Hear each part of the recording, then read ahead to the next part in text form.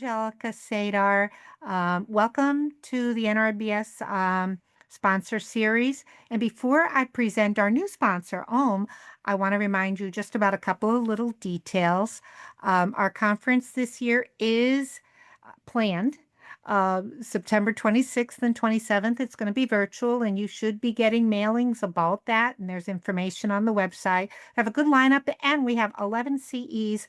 Right now, it's a steal. The price is really low, and there are 3 CEs for ethics that are APA approved. So that works both for BCIA and whatever lots of your professional organizations require. All right. Dr. Saul Rosenthal has released a new series on creativity on the podcast Healthy Brain, Happy Body. The second part of this series, if I'm correct, will be released soon. Then there's going to be this series of other podcasts. So look into those. I really love them on my rides to New York. Okay, we all know the benefits of heart rate variability training, right? Many neurofeedback and biofeedback providers incorporate it regularly into their protocols. I had the chance to try OHM at the recent AAPB conference and was struck with how it brings the science of heart rate variability into an appealing form of biofeedback. It's different from the others I've seen, and I like the others I've seen, okay? But I liked this too. Today, we're going to be hearing from Dr. Jay Wiles. He's an authority on stress, physiology, human performance, and health optimization. As a clinical and performance psychologist, he specializes in helping those he works with to enhance focus, increase stress resilience, recovery, and overall performance. All right. Thank you so much, Angelica. I really appreciate the introduction. Nice to be here with you all on this lovely Thursday. Hopefully, your weather isn't nearly as warm as it is here in South Carolina. I know you guys are all in the Northeast. I am in the Southeast in South Carolina, where we have 95 degrees and like 80% humidity. So hopefully it's not that bad for you all. Again, lovely to be here. Thank you so much for the invitation. Now I'm going to pull up my presentation. So give me just a second. All right. So as Angelica mentioned, we're going to be talking a lot about OHM, which is the product that I'm responsible for building, but also just kind of how it applies to the world of achievement and performance. Now, specifically, as I was kind of creating this presentation, one of the things that I didn't want to do is just make this a full lockdown presentation on OHM, make this a full lockdown presentation on performance, but really kind of sprinkle in and actually build this around the foundation of kind of the current field and science of resonance frequency biofeedback and resonance training. So a lot of kind of like the first half of this presentation is going to be really geared towards that. And then I'm going to, of course, introduce you to the product that I'm building, not with the intention of necessarily saying, hey, go out and buy this product, but more so with the intention of saying like, hey, we've kind of thought through where the zeitgeist and the culture and the literature is now pointing us to in terms of the advancements in resonance frequency biofeedback. But this is kind of what we thought of as a really great tool and technique for clinicians, coaches, and high performers to be able to use in their clinic and their home in all different avenues. And so what I'm really going to focus on is this whole concept of closing the loop. And when we think about closing the loop, what we're really referring to is saying we don't want just the buck to stop at data. So very much so in the world that I live in, which is the high performance space, everybody's collecting some form of data in regards to their performance, whether it's sleep data, autonomic nervous system data, recovery data. All of that is being presented on a daily basis to these individuals, predominantly through the use of wearables and through the form of some type of presentation on an application.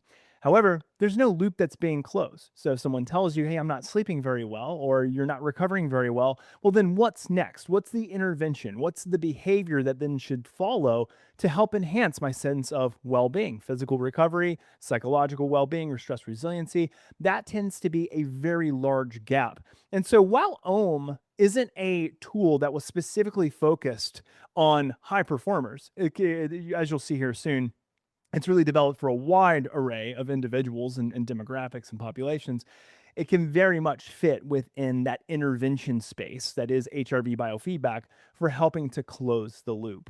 So that's kind of really what I'm going to focus on today. But I wanted to prime everybody before we got going is that this is not just going to be a full pitch on OHM. This is not going to be a full pitch in regards to sports and performance applications. Hopefully that there's a little bit more that you can take from it than just that.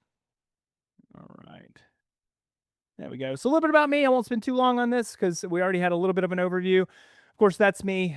Just kind of as a side note, of course, yes, I do work as the Chief Health and Performance Officer at Ohm. So of course, that's my disclosure. We're speaking about my product, and of course, I work for Ohm. But also, just in regards to my previous work, so I'm trained kind of more conventionally as a clinical psychologist. So my doctoral degree is in clinical psychology. I'm a licensed psychologist here in the state of South Carolina. And then also, I spent really the first half of my career more specifically in the clinical domain. So I spent the first half of my career working mostly with the Department of Veteran Affairs in Richmond, Virginia, and Washington, D.C. And then I also spent a lot of time working with the DOW, or what was formerly the DOD, with special operators in the Air Force, particularly pararescue. And the latter half of my career has been really focused on psychophysiology, heart rate variability, biofeedback, and then using that in a more applied performance based setting. So I've worked with numerous big four teams in the NFL, MLB, NHL, NBA. I've also worked a lot with PGA golfers. And then currently, or I should say the last 2 years, I've been working for a Formula One team. And then kind of moving outside of the sports world, I work with a lot of high performing executives. So this could be like executives or C-suite individuals in things like Fortune 100, Fortune 50 companies, using, again, a lot of the applied psychophysiological science to kind of help aid them in things like enhancing mental acuity, mental performance, stress resiliency, and so forth. So, a little bit about today and our learning objectives.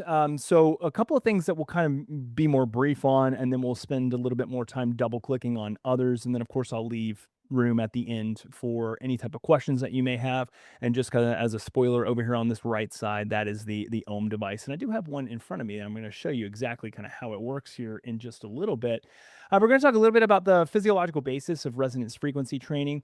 This is probably going to be largely a significant overview and just a reminder to many of you. I'm not going to spend a lot of time getting into depth because I would assume that many of us, this is our field, but I did not want to bypass it just in case there were individuals who are newer to this science and newer to this area.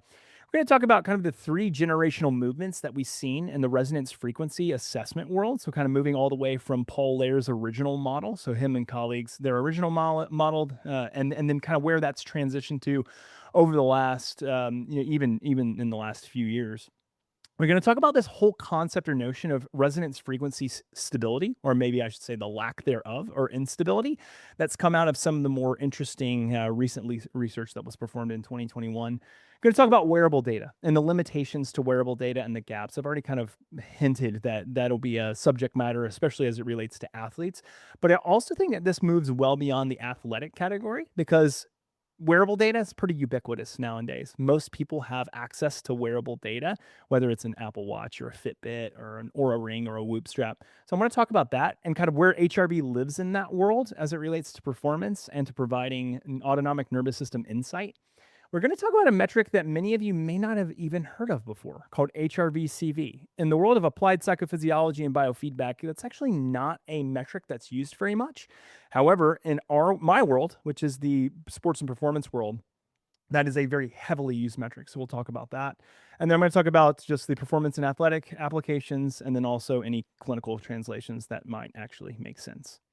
So I want to kind of set the stage by talking a little bit about the problem that we find with the traditional, or I should say conventional models of resonance frequency training.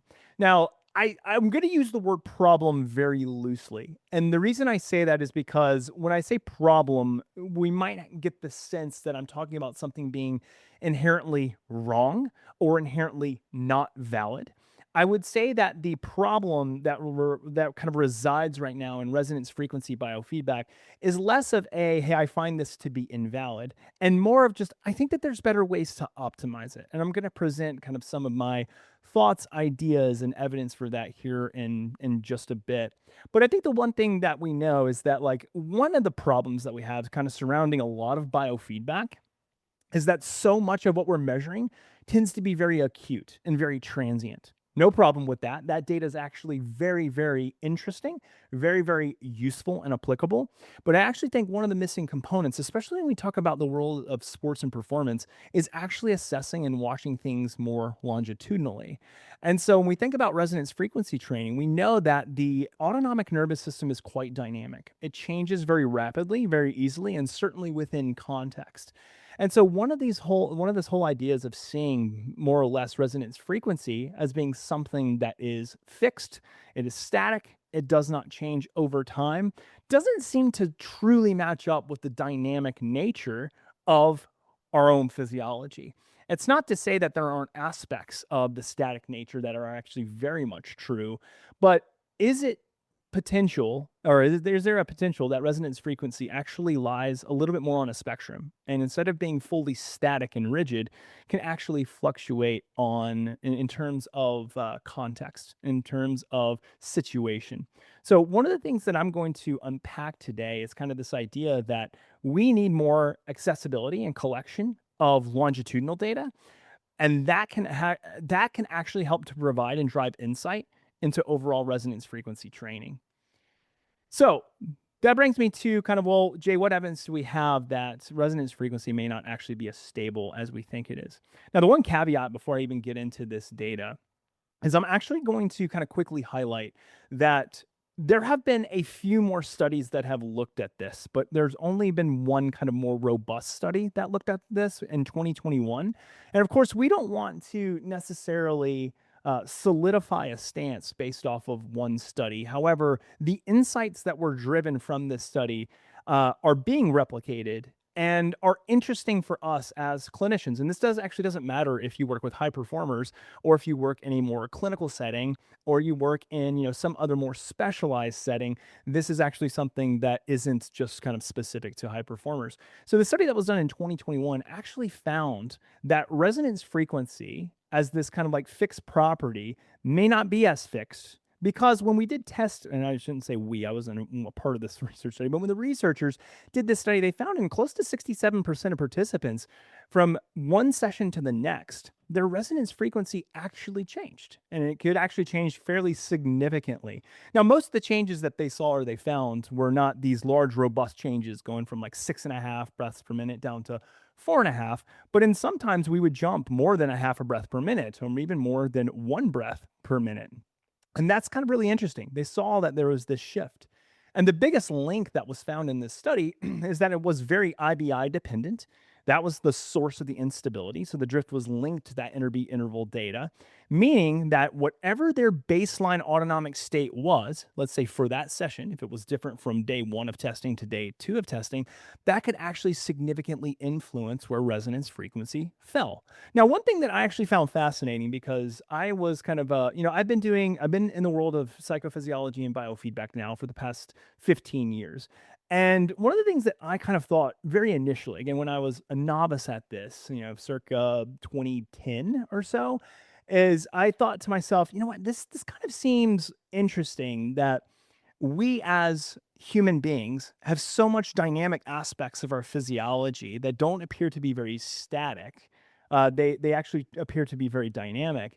I'm curious that if this finding that was found originally actually is something that persists, or have we not tested outside of that? And then of course the years went by and we had more data to suggest, oh no, actually maybe it's not nearly as stable as we think it is. And maybe this is something that's kind of worth looking at more than once, as opposed to just collecting data one time and then calling it quits. And I realize that a lot of clinicians now don't do that. Of course, there hasn't been necessarily the necessity to measure it every single session, because that takes up a lot of time, effort.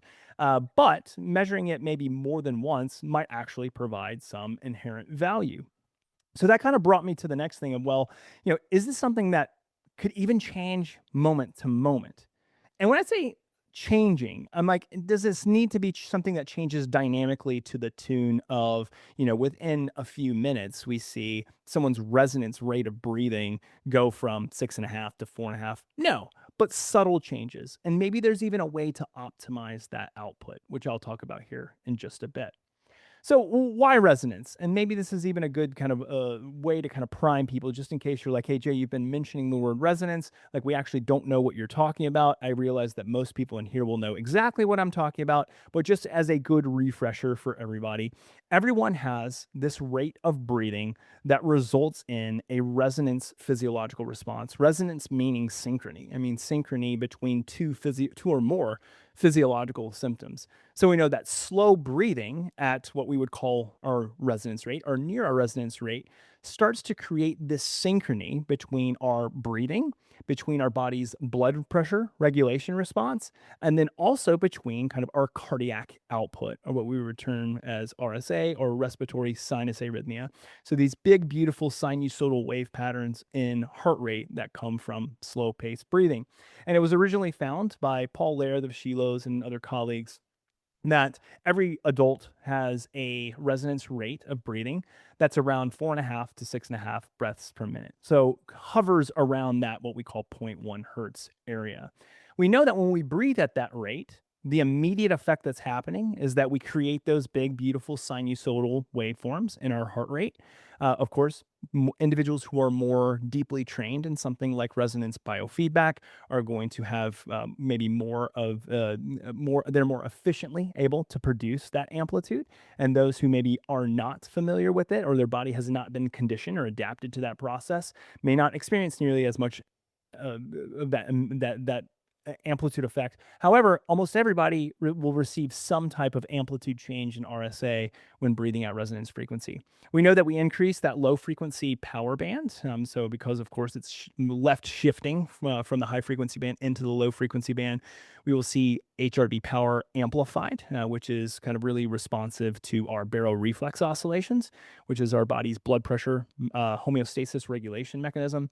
And then we start to see this near zero phase between our heart rate and respiration. So if you had a tracer line of our heart rate and respiration, we would see that they almost kind of overlap with one another. And then, of course, I mentioned the baroreflex was engaged. So that's all kind of what's happening acutely. And this is very necessary. But we know with sustained practice of resonance biofeedback, this, of course, increases things like baroreflex gain and baroreflex efficiency, improves things like vagal regulation and vagal tone over time, over significant periods of time.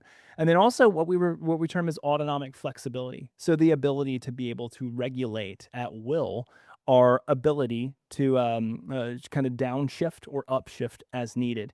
And we know that this has many downstream benefits to things like enhancing stress resiliency, improving things like depression, anxiety, and of course, in my world, improving things like performance.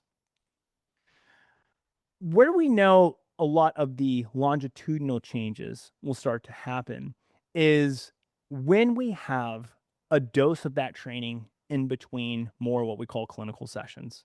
So, yes, clinical oversight to be able to guide someone is immensely helpful.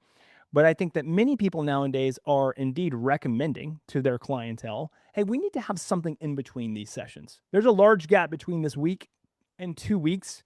Let's give you some type of technology, some type of protocol that will help you to continue to train. And so, like with my athletes, for instance, I always tell them, like, I want you in the nervous system gym, even when you're not in my nervous system gym. So, yeah, you may come to see me in my office or maybe doing like a remote session, but I want you training in that gym every single day, or at least 4 to 5 times a week.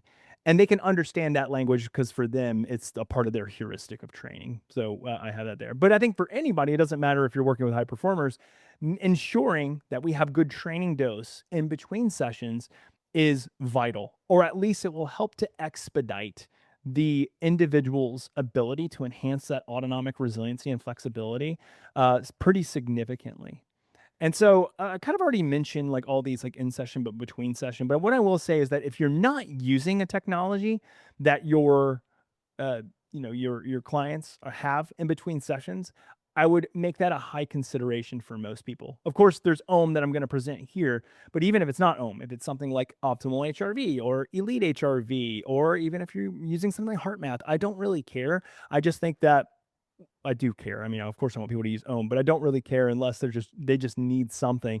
I just think having something to kind of fill that gap in between sessions is immensely important. And of course, they're not going to go out there and buy some thought technology or a Nexus in order to do it. So that's when we kind of get more to the consumer hardware, software.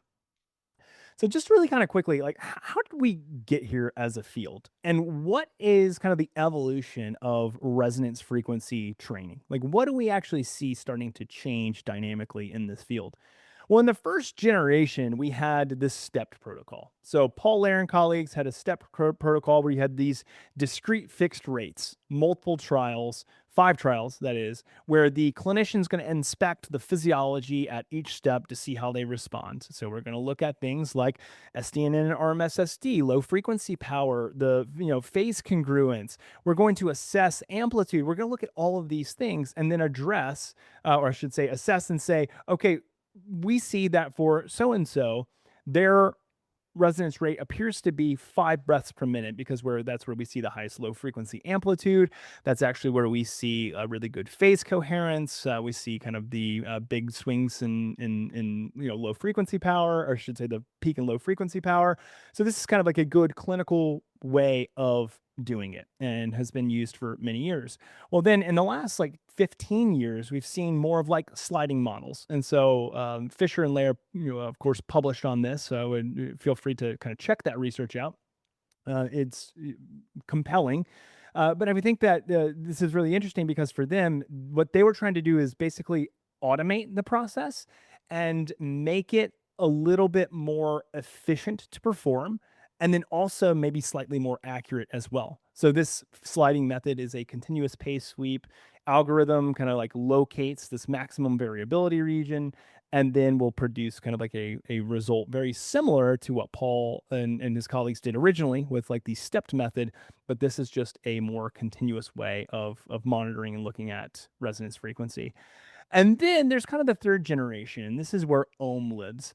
And what Ohm, kind of our thesis or ethos here, is that we believe that there is the ability to both detect and then train this area in a continuous process where it will adapt to the person in real time with no need for an assessment.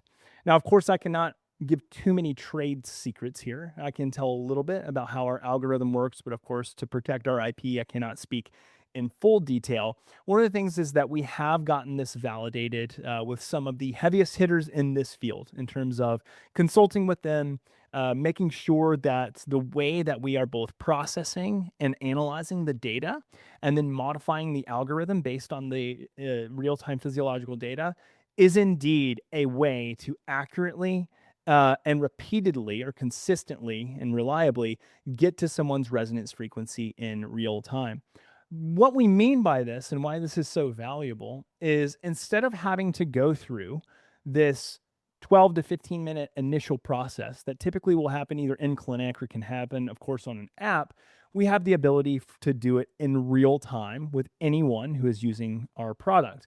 The other thing that's really interesting about this too is that this kind of speaks to the whole dynamic changing of resonance frequency that we kind of see in the newest published literature. Well, if we can find someone's resonance frequency today, and maybe it's 5.67 breaths per minute, and then tomorrow when we do it, our algorithm detects it's actually 5.43 seconds. Well, this can help us to really optimize the output of what we're doing in terms of paced breathing and resonance breathing. Now, one thing that I will say, and I'm very well aware of this, is that, if we put somebody near that zero point 0.1 hertz area, so if we have someone breathe at 6 breaths per minute, let's just call it slow paced breathing, we know that this is probably going to have an appreciable impact. And so what we don't know yet is the delta between just having them do slow paced breathing and then have them do very optimized resonance breathing, is that delta actually clinically significant in terms of improvements in subjective experience of stress resiliency, anxiety, and depression? We don't have that data. And so I will be very kind of clear that what we're looking at right now is simply just saying, hey, can we just optimize it at least from an objective standpoint? Does that have downstream effects to then translate into something subjective? I would say in general, yes, but better than slow paced breathing or even better than just the generic stepped method for resonance frequency. We don't really know that yet. Ohm's a very new company. And what we're trying to say is that we don't really claim that it is necessary. We claim that it's easier. We don't claim necessarily that it's fully better. So hopefully that makes sense.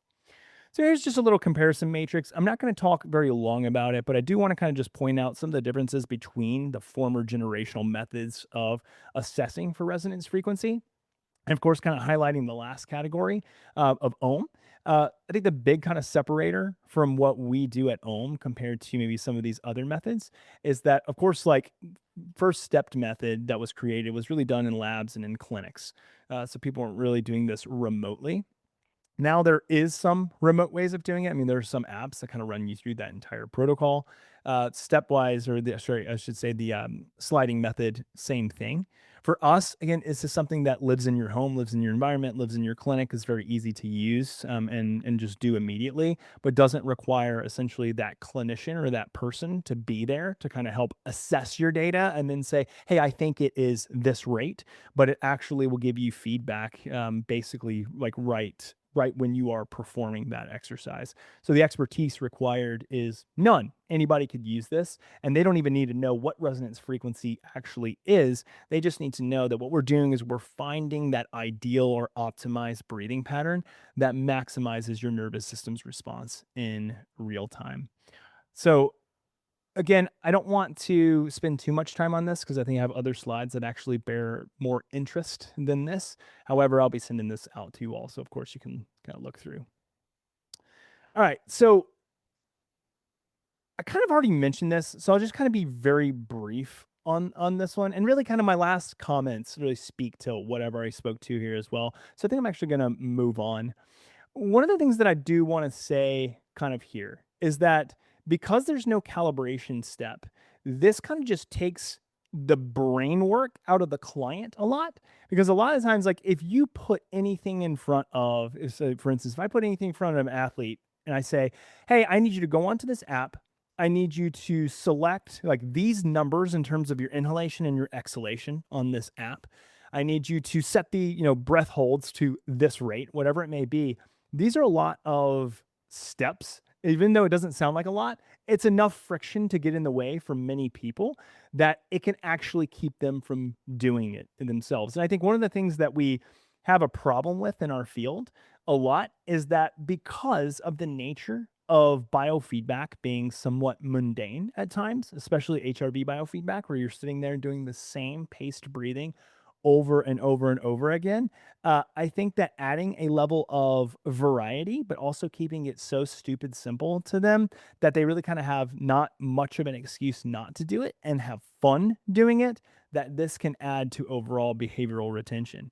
And so this is kind of what brings us to Ohm. And so I might exit out of this here in just a second to kind of show you the product in and of itself. But Ohm's intention was essentially to close this loop. We wanted to create a closed loop resonance frequency training system, and we wanted to make it so simple that anybody can use it. And one of the things that we found is that what really got in the way of so many people doing biofeedback is okay, so you're telling me I got to put on this Polar H10 or I got to put on this wristband or armband. I've got to make sure that it's properly connected to my phone. I have to open my phone. And then for the next 10, 15 minutes, I have to sit there and watch a flower or some type of object open and close on my phone while trying to avoid all of the distractions that are popping up on my phone, albeit things like text messages, emails, social media notifications, etc. Like doing that on a consistent, routinely, if not daily basis, like there's again a lot of barriers, a lot of friction to that. And for us, we thought, I think the a way to kind of get around that is to not have it just solely live on the phone. Because I think we're trying to get people away from the phone. The phone is something that is quite distracting. It can serve as something that gets in the way. We don't associate it with a sense of calm. We actually associate our phones typically with a sense of chaos and notification and stimulation. So for us, we're like, I think something analog or more analog actually will be more interesting to people than just attaching another wearable to a phone and then watching or holding their phone for the next 15 minutes and then expect them to do that for 4 or 5 6 days a week into perpetuity. That's a very tough ask of many people. So for us, we say, well, can we create that entire experience, keep with evidence-based science, all within the framework of this of a product that is also beautiful, that isn't clunky, that doesn't look like it was made by engineers, but it was actually designed in a way that's very thoughtful and very human. So this is ohm. So ohm is a resonance lamp, and the intention is to, number one, have it as a lamp, so it actually works and functions like a light. And the light is a breathing pacer. I'll show you that here in just a second. Well, the power lives up here on this stone. This stone is a very high fidelity 1000 hertz PPG stone that is collecting immensely. Like the sensor that we ended up using actually on in the stone is one that most companies who are looking to go down the FDA clearance route would choose because of the high fidelity and the lack of having to basically go through an immense amount of modification to the PPG sensor in order to get a gain FDA approval. We decided to go with that sensor actually in the stone. And I'll show you just a second. And actually, instead of being on your finger or on your wrist, you actually hold it in your palm. And we'll talk about kind of palm data as well here in just a second. There's a large combination of things like sound and haptics in the device as well. So you get auditory feedback, so music, there's soundscape, and then there's also tactile feedback in terms of haptics on the stone. So one thing that we also see, like in more remote biofeedback, is that if it's music or something else, sometimes following the pacer can be difficult if you want to close your eyes. Whereas for this one and holding the stone, you'll still get the same resonance breathing pattern that you follow, inhalation and exhalation, through changes in vibration in the hand. And then, of course, like the biofeedback component is that we actually give you real time confirmation of that resonant state through color change and also sound change as well. So, color change is that as you get deeper and deeper into that state of parasympathetic relaxation, your nervous system is indeed creating these more sinusoidal waves in terms of your heart rate in conjunction with your respiration rate. Then the light will progressively change colors. Think about it as being almost like a sophisticated mood ring. And then when you're in a state of physiological resonance, we have that meditator's peak and low frequency power, and we see really smooth sinusoidal oscillations in your heart rate. The whole lamp, as seen in this picture over here, will glow blue. And that blue is indicative that you're in that state of resonance. And of course, for that state of resonance, if you fall out of it due to anything, I mean, of course, if maybe your breathing's off or something cognitively is getting in the way, then that will go back to more of a white color. So before I move on, I'm actually going to show you here what it looks like in person. So this is one of our MVP models. We're actually in like more of a mass production set right now.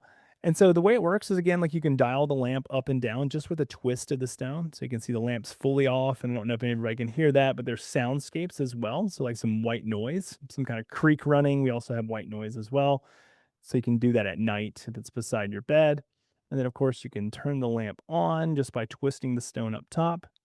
And then I'll show you now that once I take the stone off, that is the PPG sensor that just sits in your hand. And right now you'll start to see the light oscillate. So that's an inhalation. And then as it goes down, that's the exhalation. And what we're doing right now is the whole time that I'm holding the stone, it's vibrating as well. So it vibrates up for the inhalation, vibrates down with the exhalation. We're starting to map what's going on in your nervous system, how it's responding, just like you would do with any HRV biofeedback that you might do in clinic. And what we're assessing is to see, like, how can we change the amplitude of your respiratory sinus arrhythmia in real time. And so we'll start to make modifications to the inhalation and exhalation rate based on that data until we find when we're basically amplifying those peaks and valleys and the smoothness of that data at its highest level, and then get you to that state of resonance. So right now, of course, like I'm talking, so I'm not slow paced breathing. So you're going to see the color is going to be essentially the same as what it started. However, if I were to slow pace breathe for you all now, you would start to see it change colors and get progressively from more of this white color to a more orange color. And then actually you can see right now, because I tried to slow pace my breath or slow my breathing down while we're talking, it's going to come out of it right away. I was getting a little bit more orange, but as it goes further and further, I would get into a state of blue when I get into resonance. And so on top, what I like too is that we have a little halo timer here. So as that kind of makes one loop around, that's 3 minutes. And we just say, hey, that's a good like acute dose. If you just are like feeling really stressed, I really want to kind of do something here and now. let it go around like one time. That's 3 minutes. But if you want to do more of like training for nervous system adaptations, we tell people in generally around 8 to 12 minutes 4 times a week. And then whenever you're done, you just take that sensor or the stone, you place it back on top. There's an induction charger on top, and then you're kind of back at it. And so that's how the product works. So as you can see, we wanted to make it super simple, something that anybody could use at any time, and really kind of not have as much of an excuse. Now, you're probably all like me and say, well, Jay, like, do you have the data? Like, where's the data? And the answer is yes, we do collect and have all of that data. All of that data actually lives on the app. So if you have someone who's using it, or if you want to see your client's data, we have a repository for that data. But also on the app, they're able to see things like, hey, here's the RMSSD for the session. Here's the low frequency power. Here's all the time domain, frequency domain indices. Here are things plotted longitudinally as well to kind of track like what things look like. Of course, if we're looking at baseline readings, we would just tell them to pick up the stone and not follow the slow pace breathing advice, but just kind of to breathe at a normal pace so that we can begin to, of course, track baseline readings, look more at things like high frequency power and so forth. So that's what Ohm does. And again, our whole goal here was to provide a solution that was just super simple to use and could be used in a wide variety of contexts. So clinical and applied translations of this. So where do we kind of see this living in terms of, that training dose between sessions? So as you kind of think of yourself as a clinician, like where would something like this live? Well, we have very different ways that we could do this, and I'm going to talk about sports and performance here on the back half of this part of the conversation. But one would be like home practice fidelity. So having it live in someone's environment, let's say on their nightstand to be used first thing in the morning or right before we go to bed to downregulate to enhance things like reducing sleep fragmentation. We could also use it in the office as well. So I have one that kind of sits on my desk that in between meetings, I might do a 3 minute session, or I may actually do like a post workout session because I will work out, come from the gym to my office and then do typically about a 10 to 12 minute session. There's different kind of ways you can do it. The other way that I really like using this is with my kids. So kids can use this. This is one of the great things. We actually have part of the algorithm go up to be able to assess a kid's resonance frequency. So of course we know that that is a higher typically pace rate. So this one will measure up to like a 9.5 breaths per minute resonance rate and then dial it in from there. I use it with my kids. And a lot of times like we'll have two lamps going at once and basically just sit there and do it together. Or I have my kids will do it together, or we'll kind of have like a family circle around it. And I think that there's a lot of value in that as well. So we wanted to build the product like generationally. So it could be something that kids use that aren't them just sitting there looking at their phone, but also something that elderly could use who maybe like don't want to be on a phone, don't have access to a phone, and of course like don't need all of this in your face data. There's a telehealth component as well. I mean, having people be able to use this and remotely look at data. I'm sure you're all used to doing that right now already with any other technology you're using. I'm going to spend a whole section here talking about elite performance in sports here in just a second. But that, of course, is one that we're using it a lot. So we're currently working with Navy Special Warfare, with AFSOC, which is Air Force Special Operations Command. And then, of course, we are also working with elite athletes and teams, some of which I can't mention due to some NDAs. And then, of course, executive regulation. So working with high performers in the executive space who basically maybe need it for stress resiliency or cognitive load or enhancing things like mental performance. So now I'm going to transition from less of just talking about purely Ohm and talk really about performance and using closed loop systems, including Ohm, in the world of sports and performance.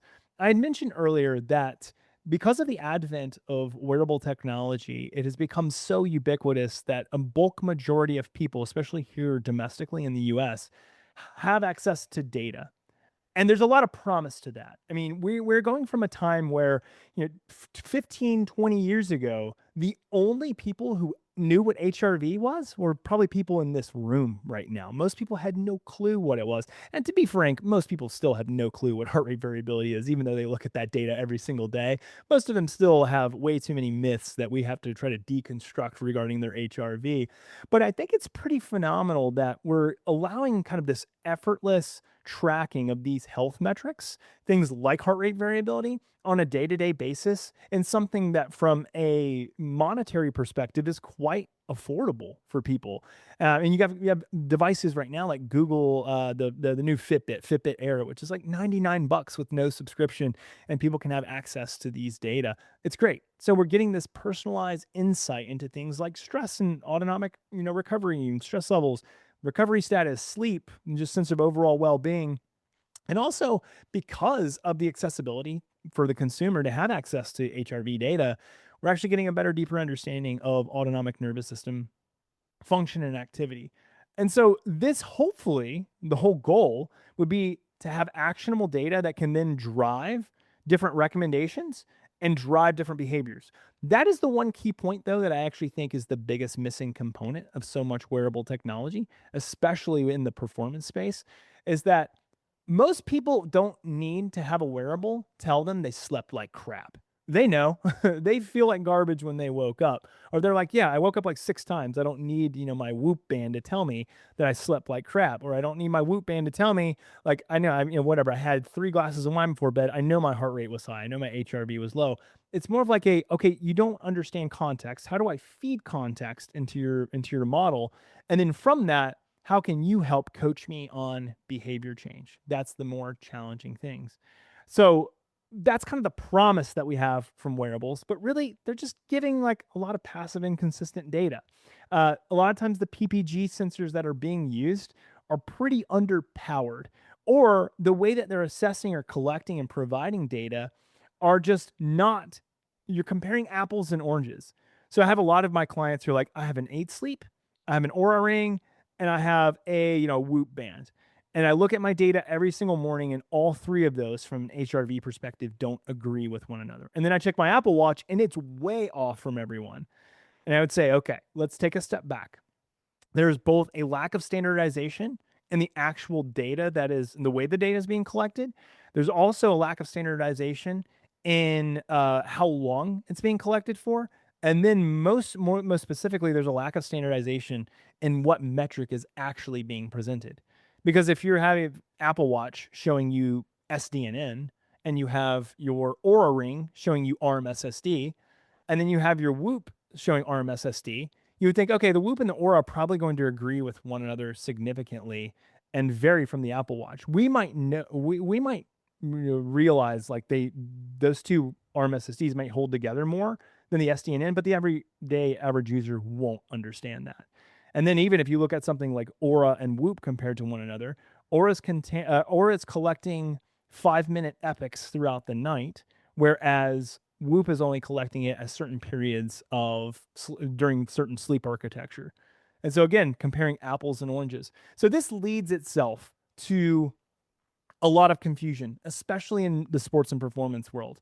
Because if they're trying to leverage that data to then inform decision making on how they exercise, what they eat, how they manage their stress, how they better prepare for sleep, they're getting these mixed signals. And so that's why, as it currently stands, they benefit from having a real person in the loop like myself to kind of help them make sense of that data.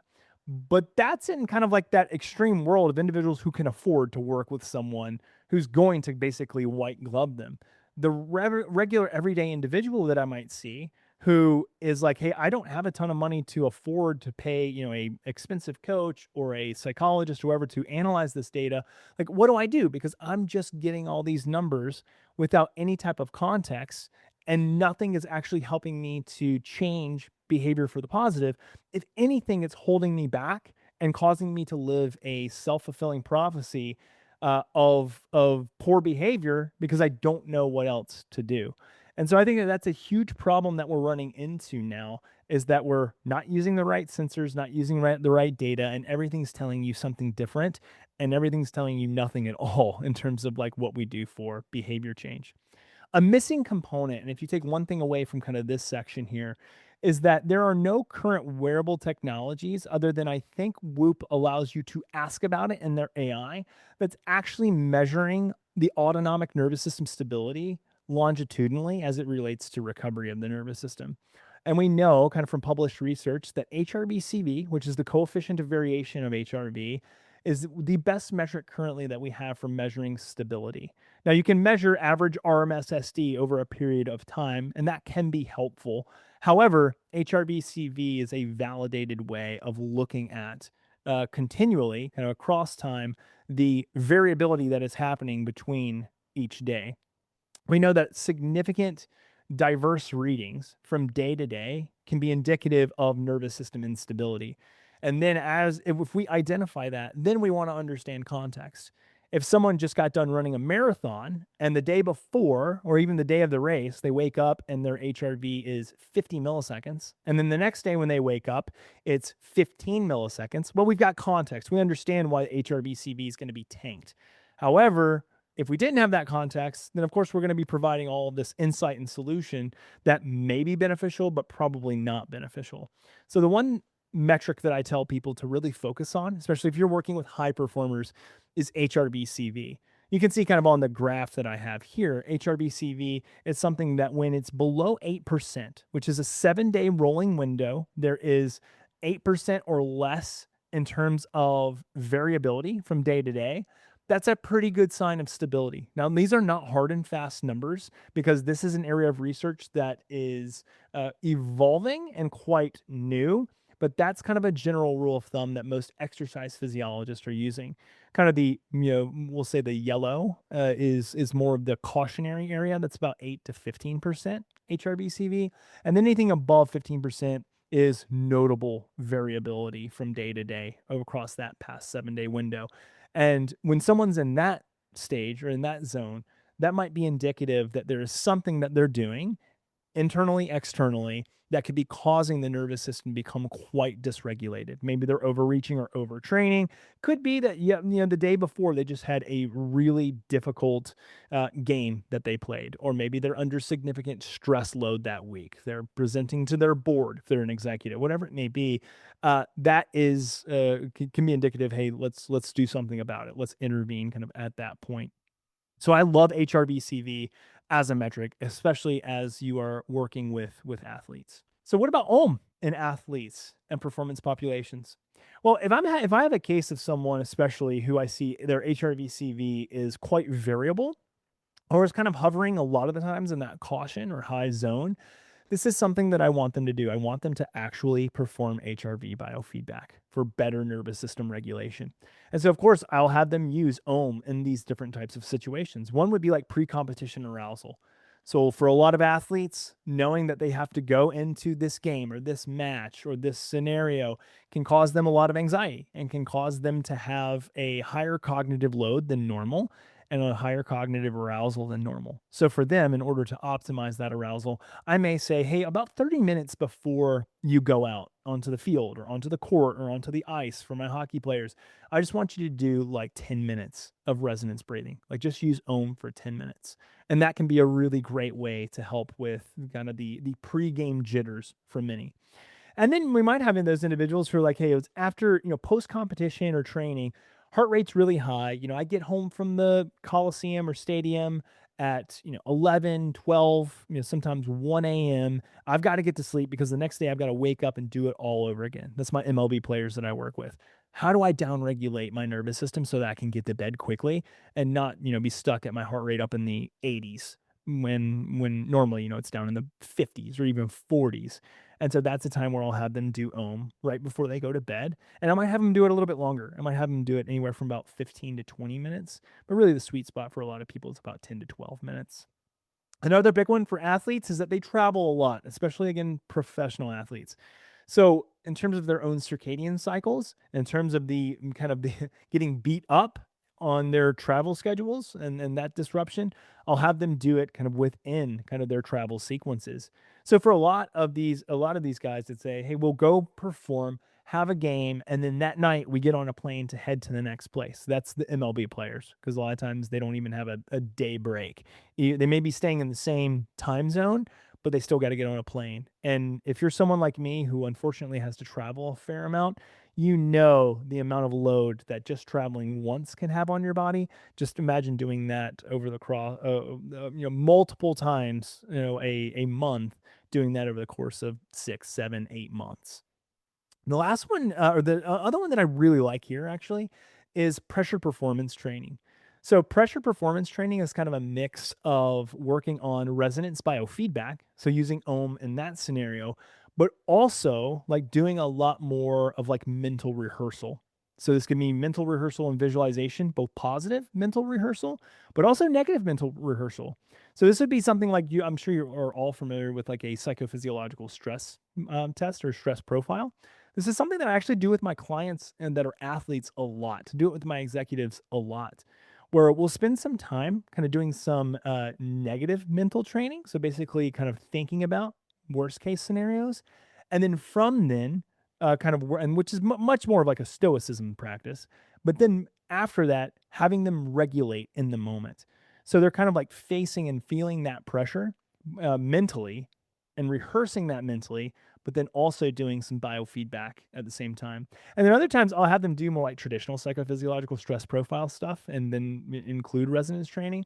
So maybe I'll give them a Stroop test, or maybe I'll give them some very simple mental arithmetic, and give them the cold feedback, and that can be interesting as well. I want to save time because I know we're running up here. I want to give at least one case example of an athlete I work with. Actually, let me talk about my MLB pitcher that I've been working with who's been using Ohm.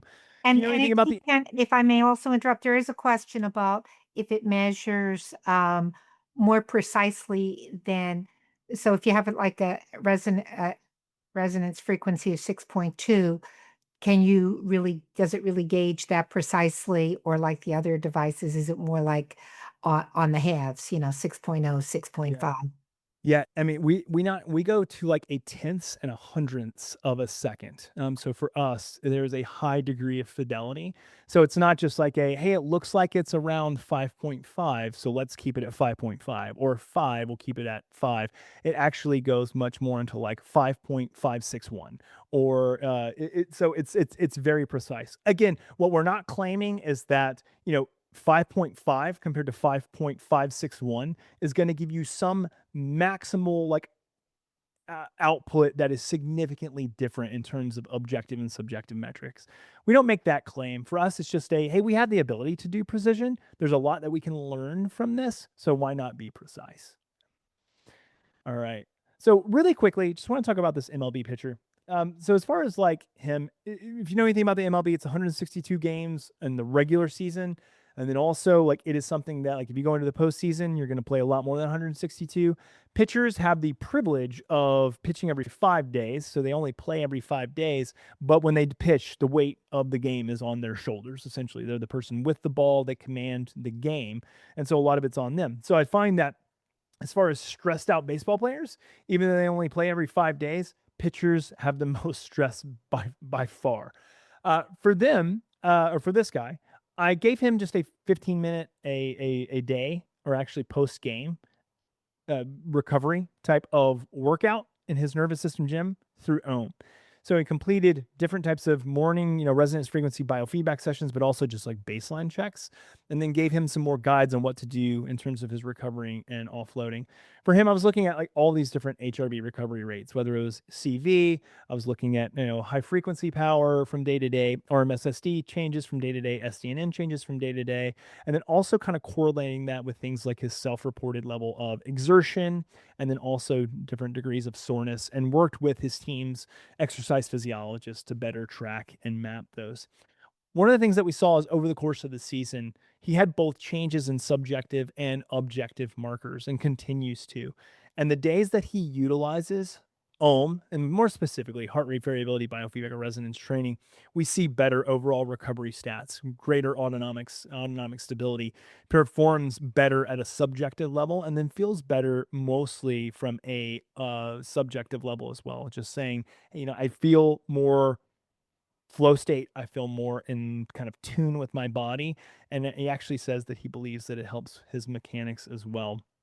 So for him, it's really easy to just pick up the stone, use it, help with down regulation, and then kind of move throughout his day, or kind of go throughout his night and sleep. So this is kind of just like a real world example of someone who used it more from a performance based setting, and has actually found a lot of benefit from it. So I know I've got more slides, a few more, but Angelica, I know we've only got 5 minutes. So I want to pause there and make sure if there aren't questions that I can fully respond to those. Hi. So I use a thought tech to assess the best optimal breathing rate. So, what about if somebody is like, okay, mine was a 6.2, and when you use the does it change your because you're Great. holding the Yeah. the It's a great stone, question. and how much there is a gap in the between the data? Yeah, this is a really great question. So the one thing is that whoever's holding the stone, the algorithm is going to adapt to their physiological presentation. So in other In the words, like, moment. yeah. So in other words, if I pick it up right now, and it finds that okay, based on my physiology and kind of running through our algorithm and test, it's essentially a test that's going on, even though you're doing biofeedback, but you would be doing that also in a traditional resonance frequency test. It might say, today that my resonance rate really is at mine's typically right around 5. So it'll say 5.16. And then maybe tomorrow I come back and do it again, and it might say 4.93. What I've actually found, and this is what's so interesting about this, is that I found that a lot of the times it will actually be right around what someone's like stepped resonance frequency rate Mm. actually is. So for me, like it's not generally like the ohm like algorithm, it's like never gonna put me at 6 or 6.5. But if someone else came in, it might absolutely put them there because that's their resonance frequency. For me, mine hovers right around 5 and it's pretty consistent. It's generally like no higher than 5.2 and no lower than around like 4.7 or so, 4.8. I see. Okay. Okay. Got it. Okay. Thank you. Yeah. Sure.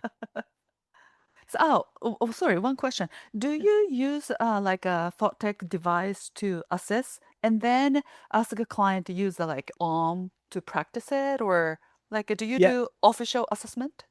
Great, great. Yes, I do. I do. So, I mean, I've been in this space for quite some time. So, I've got all of the really expensive equipment right behind me and hook it up to this TV and do that. I would say that my process looks a little bit different nowadays since I now have Ohm. And by the way, Ohm's not out in the wild just yet. Like we're available for pre-order, but we won't start shipping here for another few months. What I'll say about that is that like I still like to do like all the clinical work here and be very precise that way. But if I want to give my client something that they can take home and that's really easy for them, and I know it's just going to be, yeah, just a lot easier than hooking up a wearable, that's when I'll have them do it. And then if I'm just also like, hey, I've got a client for mine who's we're working on mental performance. We're not really like doing a full traditional clinical biofeedback.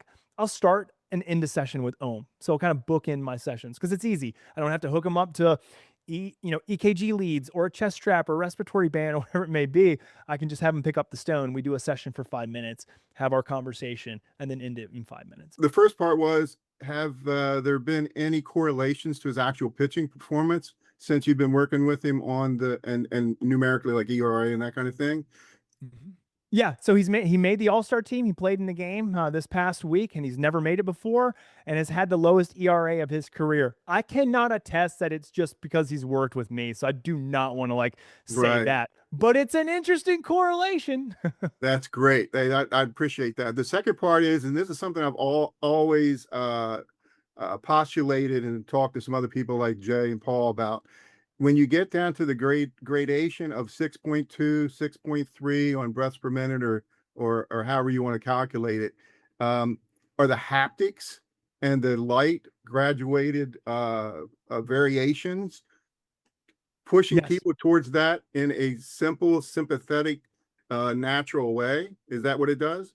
Yeah, yeah. So it's just gonna kinda gradually and slowly, and without you kinda noticing, move in that direction, and everything's synchronized. So the haptics is synchronized with the sound, which is synchronized with the light, and so everything is kinda moving progressively there, and so basically, the way the algorithm works too, without, again, saying too much to kind of keep IP, where I need to, the way that we're kind of measuring and changing this is really based a lot on low frequency power and then changes in amplitude based on kind of our predictive regressive model that we've created. And so everything kind of lines up in synchrony with one another, but it's also a very it happens quickly, but you wouldn't know it because of the way that and that's more of like a user interface, user experience. Okay. Last quick question, trying to squeeze this in. Are you working with anybody to try to validate that like you said, there might not be a significantly clinical outcome from 6.2 to 6.5 or 6.5 to 6.7, but theoretically there's going to be a difference on the resonant frequency if you can maintain it? Yeah. So great question. So the people I was referring to earlier that kind of validated our algorithm was Fred Schaefer and Dick Gevirtz. And so we are going to partner with them on helping to validate other aspects of both our algorithm and model, but also just looking at trying to answer some of those questions. Because again, we're not going to make any claims that it's like, hey, if we get this amount of specificity and fidelity, like we're not making any claims that, oh yeah, look at the mountain of difference that this makes subjectively and objectively. Like that gets us into a really bad position if we start making those claims, unless we can get it validated, which we're going to do with both those individuals. Great. Thank you so much. All right, we're at our time, but there's more. So join the podcast, guys. July 21st. Okay, and that will be recorded. It'll be on the site. You can access it. Thank you so much. A lot of interest here and good to be known about this. We're looking for it to get on the market. Absolutely. Right. And if anybody wants to check it out, it's ohm.health, OHM, just like the hat, .health, and you can check it out there. And that link will be in the follow-up emails for sure. Perfect. All righty. Thanks so much. Bye, everybody. Thank you for coming. Thank you.